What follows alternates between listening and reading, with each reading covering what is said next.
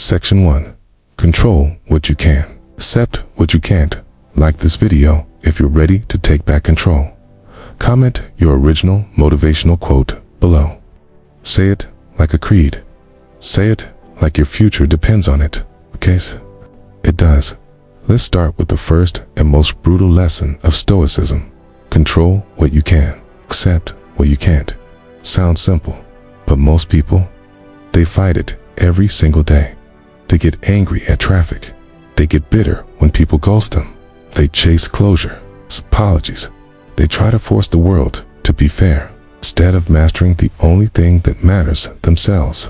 Marcus Aurelius said it clearly, you have power over your mind, not outside events.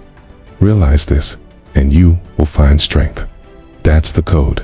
You don't get to control what she thinks. You don't get to control how they act. You don't get to control how the world moves. But you can control how you show up, how you think, how you respond, how long you stay angry, how fast do you recover. You want freedom? It's not found in owning everything. It's found in needing nothing, not even people's approval. You want peace. It's not in fixing everything around you.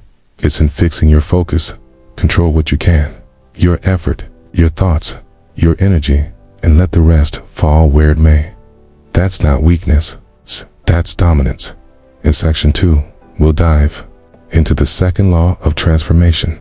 Detach from emotion. Lead with logic. But before we move on, lock in your mindset with this comment.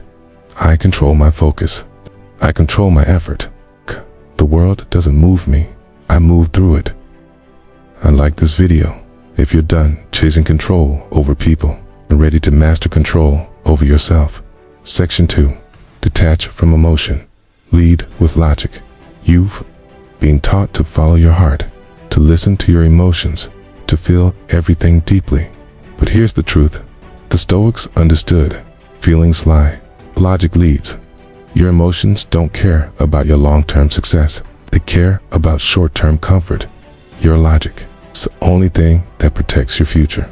Every time you've said something you regret, every time you've reacted out of jealousy, anger, or fear, you weren't weak. You were just led by untrained emotions. Emotions are like fire. Beautiful, powerful, but uncontained. Destructive. Hence Stoicism is the discipline that contains the fire and turns it into fuel. Seneca once wrote, we suffer more in imagination than in reality. Your anxiety, it's a story. Your fear, a projection. Your jealousy, a mirror of your own uncertainty. A Stoic doesn't deny emotion. He observes it, breaks it down, dissects it, then chooses his next move with calculation, not reaction. Because in a world full of emotional thinkers, the logical man becomes rare, and rare becomes powerful. He doesn't panic in pressure. He doesn't lash out when triggered. He sees things for what they are, not worse than they are. You want to change your life? Master this. Don't let emotion drive the car. Let logic drive. Emotion can sit in the back, but it doesn't touch the wheel. In Section 3, we'll reveal one of the deadliest weapons of Stoicism. Silence is power. Speak less, move more. But first, if you're done letting your emotions control your actions, comment this below. I feel, I observe, but I move with logic, not emotion. And like this video if you've ever made your best decision when you stopped reacting and started thinking. Section 3. Silence is power. Speak less, move more. Most people talk too much and do too little. They announce every plan, argue every insult, explain every emotion. But the Stoic doesn't speak to be heard. He speaks when it matters. He knows that words are cheap, but silence is expensive. Silence is power. In a loud world, the quiet man becomes dangerous because no one knows what he's thinking. No one knows his next move. And when you keep your intentions silent, you protect them. You keep your enemies guessing. You keep your energy focused. Every word you don't say, that's energy conserved. That's control maintained. Epictetus said, if you want to improve, Be content to be thought foolish and stupid. Why? Because a man who needs to explain himself to everyone is still a slave to perception. But when you stop needing to defend, to announce, to prove, you step into real power. You become untouchable. You don't need to tell her you're done. Your silence will. You don't need to argue with its critics. Your results will. You don't need to post every win. Your life will speak. Here's the rule. Speak less. Move more. Think deeper. React slower. Let others reveal themselves through their noise. You stay grounded in your mission. In section 4, we unlock the next Stoic weapon. Turn pain into power. Suffering is your fuel. But before that, comment this below if you're ready to weaponize your silence. My silence is strategy. I don't speak to prove, I act to evolve. And like this video, if you've ever felt stronger the moment you chose silence over reaction. Section 4. Turn pain into power. Suffering is your fuel. Most people run from pain. They numb it, avoid it, drown it in distraction, addiction, or validation. But the Stoic, he faces pain because he knows what the weak never understand. Your pain is your power if you know how to use it. Every heartbreak, every betrayal, every rejection, that wasn't punishment. That was fuel. The world isn't attacking you, it's refining you. When you suffer, you either collapse, or you forge something indestructible. Pain doesn't destroy the Stoic, it shapes him. It sharpens his mind, hardens his will, and burns away everything that isn't essential. Marcus Aurelius said, "The impediment to action advances action. What stands in the way becomes the way." Your setback, that's your setup. Your failure, that's your foundation. Your pain, that's the path. But you have to stop asking, "Why me?" and start asking, "What now?" Use the heartbreak to build emotional discipline.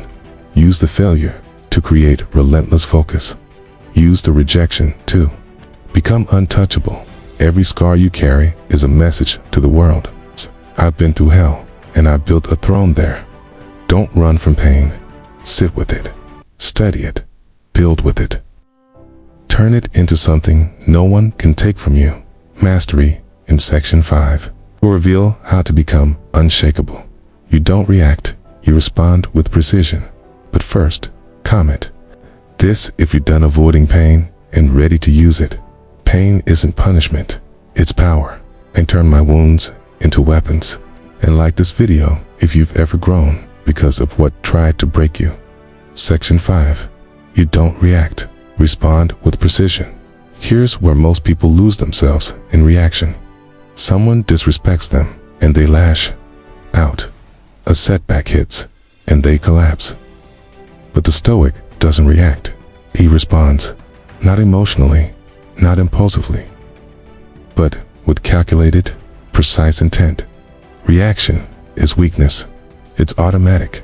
It's primitive. But response, that's strategic. It's calm. It's powerful. Because when you react, the world controls you. But when you respond, you take the wheel back. Think of it this way. Every time you react, you hand over your energy. You give your peace to someone's mood.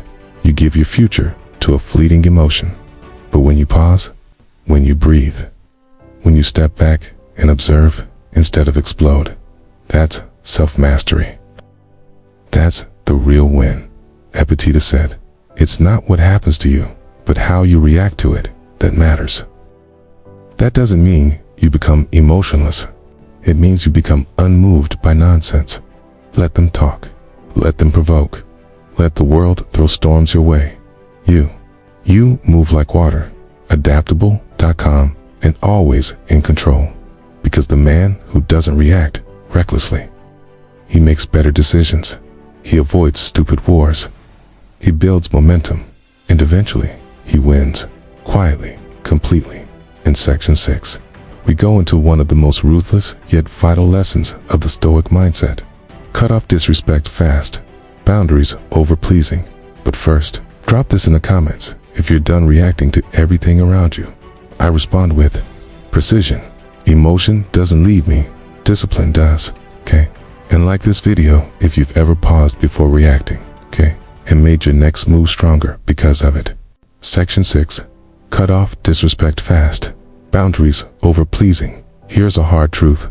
The longer you tolerate disrespect, the louder you tell the world you don't respect yourself. And if you think being nice will earn you loyalty, you're already losing, because people don't follow the man who bends. They follow the man who draws the line and doesn't move it. When someone disrespects you once, it's a test. When they do it again, it's a pattern. If you allow it, it's a choice. Your choice. The Stoic understands that boundaries are not rude. They're sacred. You don't need to yell. You don't need to argue. You just stop giving access. That's it.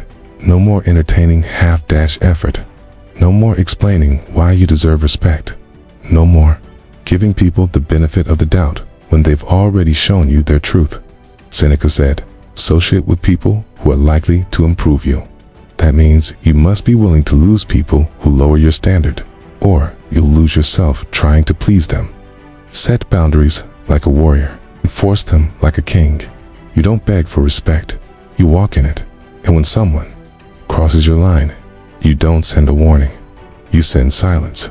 In Section 7, we'll go deeper into why comfort is killing your growth. Embrace discomfort. Comfort will destroy you. But before that, comment this if you're done negotiating. Your self-worth.